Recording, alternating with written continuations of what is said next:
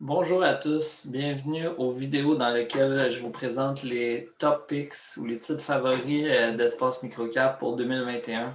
Je pense que c'était la vidéo que tous attendent là, après que j'ai publié la semaine dernière la rétrospective des choix de 2020 qui a été un petit peu décevante finalement, mais bon, on va espérer que cette année, les top picks vont mieux performer. Alors, allons-y sans plus tarder.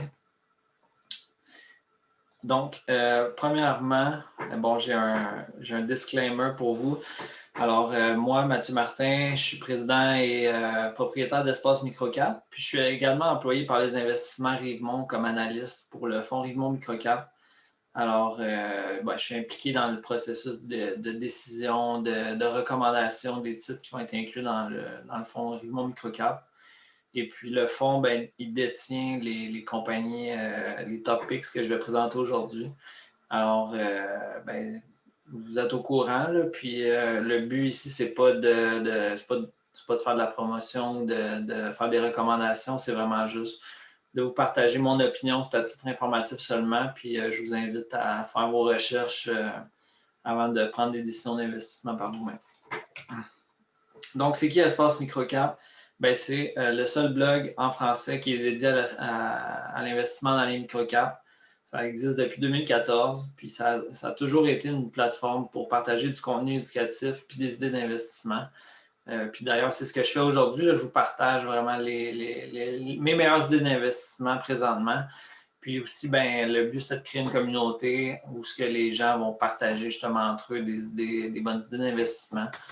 Puis d'ailleurs, il y a un forum qui est disponible sur Espace Microcap où il y a plus de 400 membres. Puis je vous invite à vous joindre si vous n'êtes pas membre. Il y a vraiment des discussions intéressantes sur le forum. Après ça, ben, je vous parle un petit peu rapidement du fonds Rivemont Microcap, qui est le fonds pour lequel je travaille comme analyste. Donc, le fonds, en fait, fête son 3e anniversaire aujourd'hui même. Puis, ça va super bien à date. Là, en date du 31 décembre 2020, qui était la fin de l'année, le fonds a généré 24 de rendement composé par année. Puis ça, c'est net de tous les frais. Donc, super belle performance du fonds jusqu'à présent. Puis maintenant, il y a 12 millions d'actifs sous gestion dans le fonds. La stratégie ou disons le framework qu'on utilise quand on regarde les nouvelles idées d'investissement pour le fonds Rivemont Microcap, ben, il y a trois principales catégories sur lesquelles on va s'attarder. La première, ben, c'est le management. Donc, on veut voir une équipe de management qui est exceptionnelle, qui est expérimentée. Pour juger de ça, il faut parler au management. Donc, ça fait partie de notre processus. On va aller organiser un appel ou là, avec la COVID, c'est plus difficile, mais idéalement, même aller les visiter, aller les rencontrer en personne. Puis on veut juger vraiment de leur capacité à penser à long terme, de leurs compétences au niveau de la business, mais aussi leurs compétences en termes d'allocation du capital, en termes de marché des capitaux. Ensuite de ça, ben, on va regarder les avantages compétitifs de l'entreprise. Fait qu'on veut vraiment avoir disons, pourquoi là, cette entreprise-là est différente des autres, c'est quoi les barrières à l'entrée, c'est quoi qu'elle fait différemment, est-ce qu'il y a des brevets, est-ce qu'il y a des compétences particulières qui ont développé qui font qu'elles sont meilleures que les autres dans leur secteur. Puis ben, ensuite, un coup qu'on a identifié une super équipe de management qui a des avantages compétitifs clairs, ben là, on va aller regarder la valorisation. Fait que c'est pour ça qu'on ne fait pas beaucoup de screening, là, de filtre, parce qu'on ne veut pas filtrer par la valorisation, on veut filtrer par vraiment des attributs qui sont qualitatifs. Puis après, on va aller regarder la valorisation. Est-ce que le prix a du sens présentement? Si le prix ne fait pas de sens pour nous, ben on le met sur notre liste de titres à surveiller. Puis on continue à les suivre. Puis quand le prix est intéressant, ben c'est là qu'on considère faire l'investissement. Les critères d'investissement, bon, on ne réinvente pas la roue. On cherche des choses qui sont quand même simples. Donc, il y a des exemples sur la diapo, là, une croissance des revenus qui est de 25% et plus. C'est idéal. C'est idéalement ce qu'on cherche, mais ça ne veut pas dire que toutes les compagnies rencontrent tous les critères. Mais bon, c'est les attributs qu'on recherche. Fait qu'après ça, il y a les flux de trésorerie positifs ou un chemin clair vers l'atteinte de la profitabilité. On veut un bilan qui est en santé, pas beaucoup de dettes, avec de l'encaisse si possible. On veut une structure d'action qui est en ordre. Donc, idéalement, 100 millions d'actions et moins en circulation, mais aussi le moins d'options ou de bons de souscription ou de dettes convertibles possible. On veut que le management ait une haute proportion des actions en leur possession pour qu'ils soient alignés avec nous en tant qu'actionnaires minoritaires. Après ça, on essaie d'éviter les entreprises qui sont cycliques ou qui sont des entreprises de commodité. Fait que souvent, c'est des industries comme le minier ou le pétrole et gaz naturel, ça va être des industries qu'on ne touche pas vraiment en général. Puis après ça, en dernier lieu, on veut vraiment que la compagnie ne soit pas découverte encore par le marché. Fait qu'on veut qu'il n'y ait idéalement pas d'analyste qui couvre la compagnie. On veut que ça soit liquide, que ça soit que personne ne la connaisse, qu'il n'y ait pas d'informations disponibles. On veut être parmi les premiers à parler au management, puis à vraiment comprendre mieux l'opportunité que tout le monde. Puis idéalement, être les premiers à en parler sur l'espace microcap avant que la compagnie exécute son plan d'affaires puis que les analystes commencent à couvrir la compagnie. Puis ça, on l'a fait d'ailleurs dans le passé avec des compagnies comme Xebec ou Mediavalet. Ça a été des compagnies qui ont été profilées sur l'espace microcap avant qu'il y ait des analystes professionnels qui les couvrent. Puis maintenant, il y en a plusieurs pour chacune de ces compagnies-là. Alors, qu'est-ce qu'on doit surveiller en 2021? Là, je ne suis pas devin, je ne peux pas prédire le futur. Je l'ai même dit dans mon dernier vidéo que le marché est imprévisible, le marché va rester imprévisible. Fait que je ne vais pas essayer de faire des prévisions pour 2021, mais je vais vous dire ce que moi je surveille, puis comment je pense à l'environnement économique actuellement. Fait que la première des choses, c'est que le marché est cher. Je pense que tout le monde le sait, tout le monde en parle. Les valorisations sont élevées. C'est dur de trouver des aubaines. Fait que ce qui s'est passé, dans le fond, c'est qu'en 2020, les titres qu'on considérait de type croissance, pardon, surtout dans le secteur de la technologie, ça a super bien performé. Donc, c'est ça qui a résulté que les valorisations sont élevées, c'est la performance des titres. Mais il y a aussi tout ce qu'on appelle les story stocks, là, ou disons les secteurs ou les compagnies qui bénéficient d'un narratif intéressant.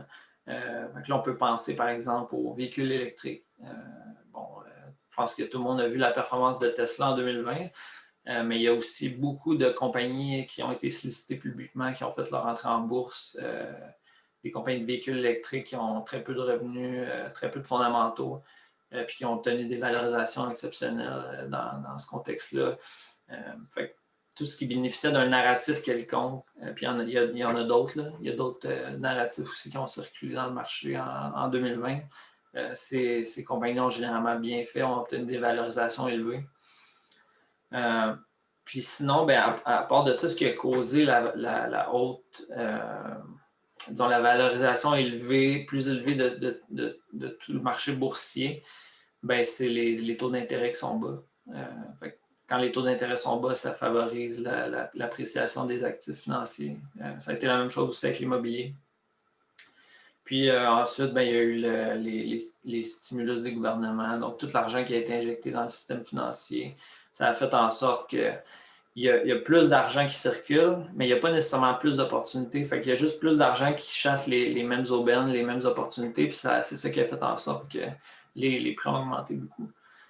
Fait que la question qu'on peut se poser, c'est est-ce que c'est soutenable? Est-ce que ça va continuer en 2021? Je n'ai pas la réponse. Je vous pose la question à vous aussi. Vous pouvez réfléchir de votre côté. Mais c'est une question, je pense, qu'il faut se poser. Jusqu'où ces valorisations-là peuvent continuer d'augmenter? Disons peut-être est-ce que c'est soutenable? C'est vraiment ça la question. Puis l'autre question qu'on peut se poser, c'est est-ce que l'investissement valeur va faire un retour en force en 2021? Je pense que c'est une question intéressante à se poser parce que l'investissement valeur, ça n'a pas été en faveur dans les dernières années. Ça a été des années difficiles pour les investisseurs valeur. comparé aux investisseurs de type croissance, qu'on pourrait dire. Fait est-ce que l'investissement valeur va finalement ressurgir là, alors que les valorisations sont élevées? Ben, il y a encore certaines aubaines. Est-ce que ces aubaines-là vont persister encore longtemps? Fait que, moi, ce que j'ai vu dans les microcaps, ben, c'est que l'argent institutionnel commence à descendre là, vraiment dans les microcaps parce qu'il n'y a plus d'aubaine ailleurs. Dans les grandes capitalisations, même les moyennes capitalisations, ça commence à être difficile de trouver vraiment des aubaines. Mais dans les microcaps, il en reste encore. Fait que l'argent institutionnel commence à descendre. Puis, il y a comme un peu deux catégories que je vois. Il y a les compagnies, comme je disais, qui ont un beau narratif, qui font partie d'un secteur qui est intéressant, que ces compagnies-là ont bien performé. Puis à l'inverse, il y a les compagnies qui n'ont pas vraiment un narratif intéressant, qui ne sont peut-être pas dans une industrie qui est en vogue ou qui n'ont peut-être pas le potentiel de croître 50-100% par année, qui bénéficient peut-être pas du travail à la maison non plus. Mais il y a quand même des belles compagnies qui ont des fondamentaux solides, qui ont un bilan solide, qui sont profitables, qui génèrent de la croissance organique raisonnable, mais le marché ne leur donne aucun crédit présentement. Puis ces stocks-là, généralement, n'ont pas bougé pratiquement, n'ont pas bien performé en 2020. Fait que la question qu'on peut se poser, ben, est-ce que ces compagnies-là vont finalement obtenir de l'attention en 2021 de la part des investisseurs? Je pense que ça pourrait être le cas. Mais bon, ça reste à voir. Là. Chacun peut se faire son opinion là-dessus. Au niveau des topics espace microcap 2021, on y arrive. En fait, j'ai séparé ça en deux. Pardon. Je vous fournis trois titres qui sont plus du type investissement valeur, puis trois qui sont plus du type investissement croissance. Comme ça, bon, je vous ai montré un peu les deux côtés de la médaille. Ben, vous allez avoir mes titres favoris dans chaque catégorie, puis je pense que ça peut être intéressant de diversifier son portefeuille selon des styles différents, pas juste des industries différentes ou des capitalisations boursières différentes, mais aussi des styles.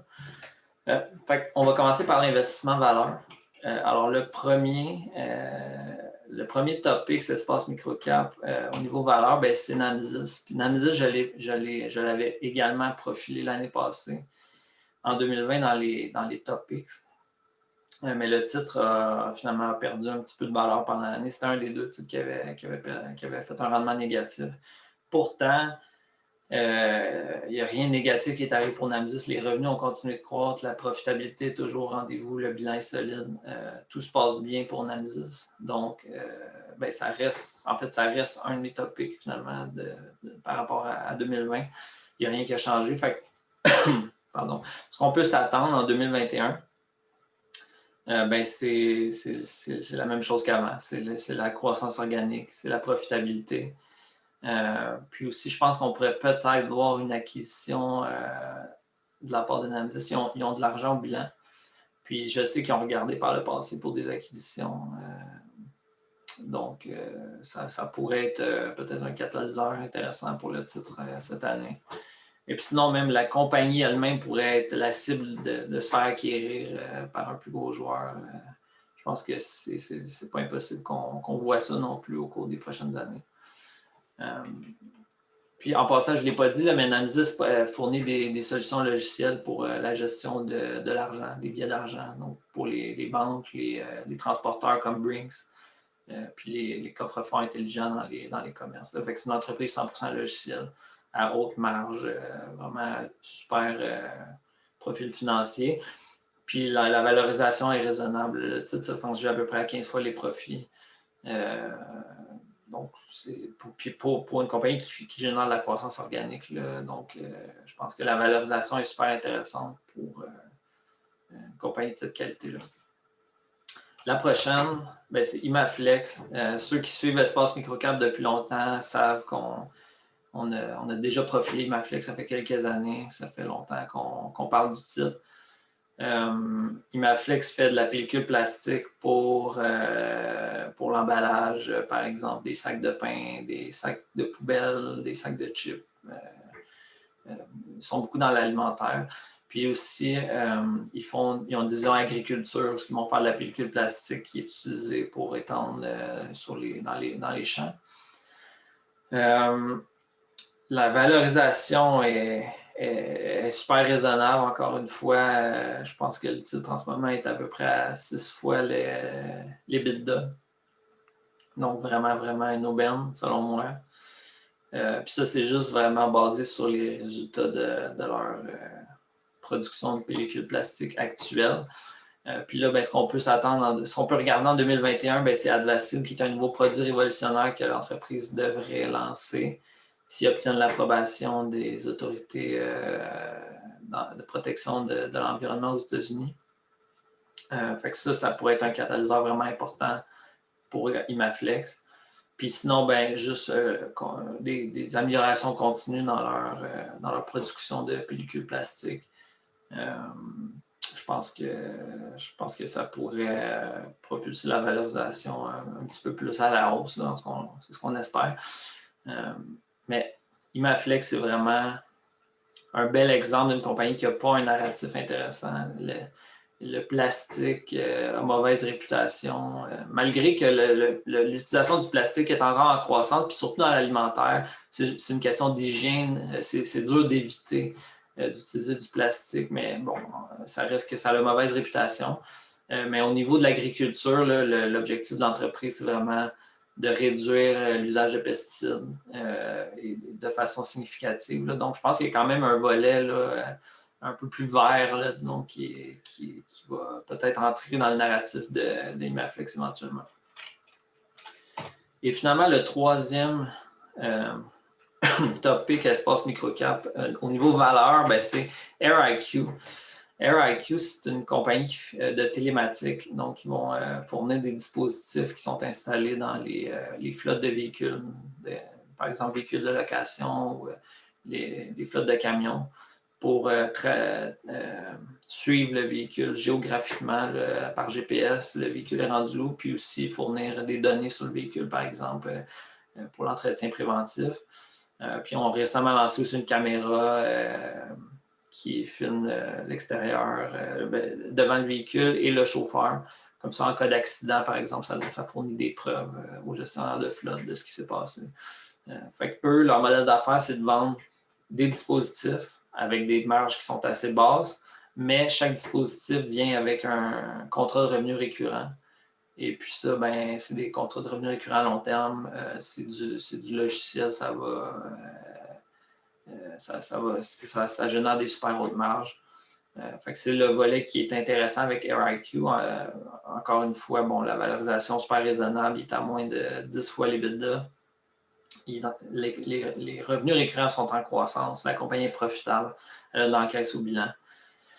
Fait que je pense que ce qu'on peut surveiller en 2021, ben, c'est l'accélération de la croissance des revenus récurrents, ce qui est le volet intéressant vraiment de cette entreprise-là.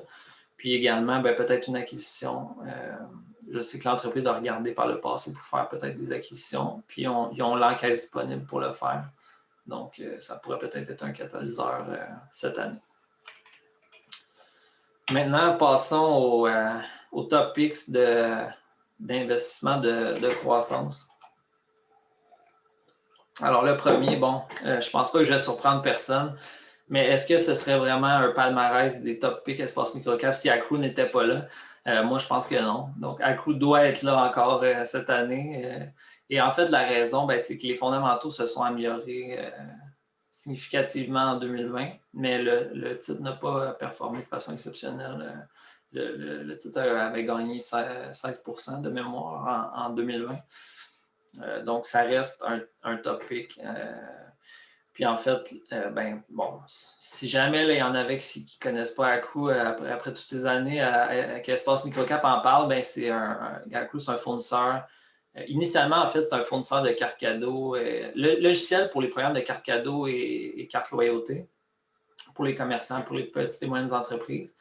Mais Accru s'est diversifié en faisant des acquisitions.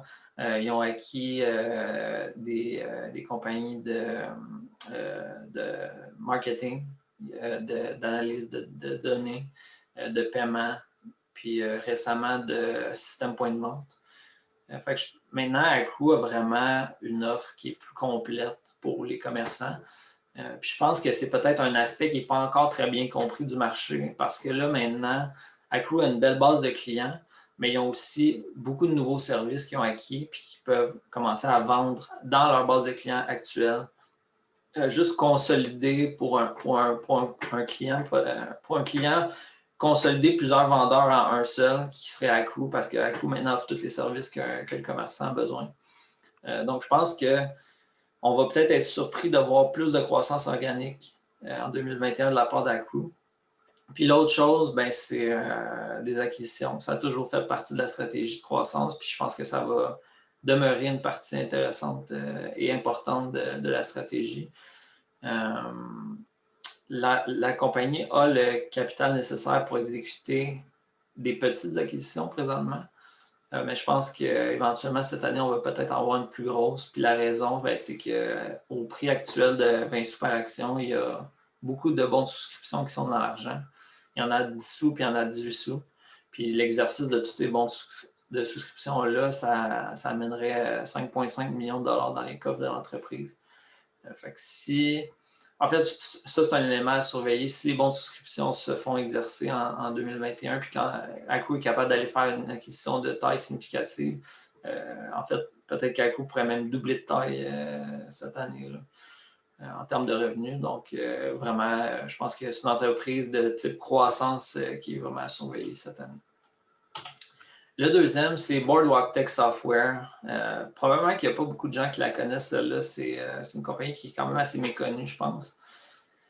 C'est une petite compagnie qui fait des logiciels pour entreprises et ont développé une technologie brevetée qui s'appelle le Boardwalk Digital Ledger. Puis c'est un outil qui s'intègre avec Excel puis qui permet des fonctionnalités de collaboration, de contrôle d'accès des utilisateurs, puis aussi de pouvoir voir tout l'historique de chaque cellule, qui a modifié quoi, à quel moment, etc. C'est un petit peu... c'est pas facile à expliquer en une minute, là, sans avoir de support visuel en plus, là, mais... fait que je vais laisser ça là pour la description d'entreprise, mais ce que j'aimerais vous dire, c'est que en fait, c'est vraiment une des compagnies qui m'excite le plus pour 2021. Puis je vais en fait profiler ma thèse d'investissement complète sur Boardwalk Tech Software demain matin, le 19 janvier, avant l'ouverture du marché. Fait que vous allez avoir vraiment là, le détail complet de ce que l'entreprise fait, puis le potentiel de croissance que je vois dans cette entreprise-là. Donc, je vous dirais, si vous voulez en savoir plus, je vous invite à lire la thèse complète sur le blog à partir de demain. Puis bon, les grandes lignes, ce qu'on peut regarder en 2021, c'est que l'entreprise avait beaucoup de dettes au bilan, puis de la dette à haut taux d'intérêt. Puis là, ils sont en train de faire un financement qui n'est pas encore complété, mais qui est sur le point de se compléter, puis ça va vraiment venir recapitaliser le bilan. Puis aussi, je pense que l'entreprise va réussir à gagner des contrats importants cette année qui vont propulser la valorisation à la hausse, selon moi. Et puis le dernier, c'est Blue Rush. Blue Rush, bon, encore une fois, c'est une compagnie qu'on a parlé dans le passé chez Espace Microcap. Blue Rush commercialise un logiciel qui s'appelle Indie Video, qui est un système qui génère des vidéos personnalisées. Fait que des clients, les clients potentiels, c'est des grandes entreprises. Ça peut être par exemple des banques.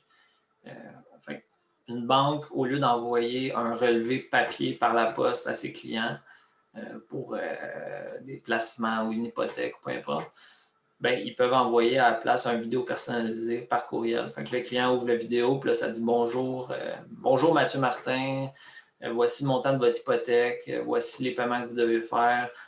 Si vous décidez d'augmenter vos paiements, vous allez payer votre hypothèque en 6 mois plus vite, vous allez sauver tant d'intérêts, etc. Fait que ça permet vraiment d'expliquer les relevés de façon interactive aux clients. Ça favorise l'engagement, la rétention de la clientèle. Puis ça permet aussi parfois de vendre des nouveaux produits, de mettre un appel à l'action à la fin du vidéo où le client peut parler à un représentant puis souscrire à un nouveau service ou peu importe. Fait technologie super intéressante. Puis quand on s'est intéressé à Blue Rush, ben, c'était vraiment très embryonnaire. Le produit était développé, mais il n'y avait vraiment pas beaucoup de revenus. Et puis, dans les 2 dernières années, les revenus ont vraiment connu une croissance exceptionnelle. Au dernier trimestre, les revenus étaient en croissance de 82% par rapport à l'année précédente. Maintenant, c'est rendu avec près de 2,5 millions de dollars de revenus annuels récurrents. Donc, je pense que la valorisation est quand même raisonnable pour un titre une compagnie qui connaît de la croissance comme ça. Puis, ben, ce qu'on peut surveiller en 2021, ben, c'est un peu la même chose que Boardwalk Tech. Donc, un financement qui vient recapitaliser le bilan. Il y a de la dette convertible qui va convertir en actions. Puis, le nouveau financement va venir. Le financement a été annoncé la semaine passée. Ça va venir vraiment fournir du capital de croissance pour l'entreprise. Puis je pense que ça va dérisquer beaucoup l'opportunité. Et puis ben, après ça, ben, de la croissance organique. Je pense que ça va être le plus gros fait saillant de l'année pour Blue Rush. Je pense que la croissance va être très, très rapide. Alors voilà, c'était tout pour les topics. Les topics Espace Microcap 2021. J'espère que vous avez apprécié. J'espère que vous avez peut-être découvert des nouvelles idées que vous ne connaissiez pas. Alors, je vous laisse là-dessus. Si jamais vous avez des questions, vous voulez me contacter, ben, en fait, vous pouvez en parler sur le forum de discussion Espace Microcap. Puis sinon, ben, mon courriel est à l'écran. Vous pouvez m'écrire, gênez-vous pas. Fait que, je vous souhaite à tous une bonne année 2021 puis du succès dans vos investissements. Merci de votre écoute.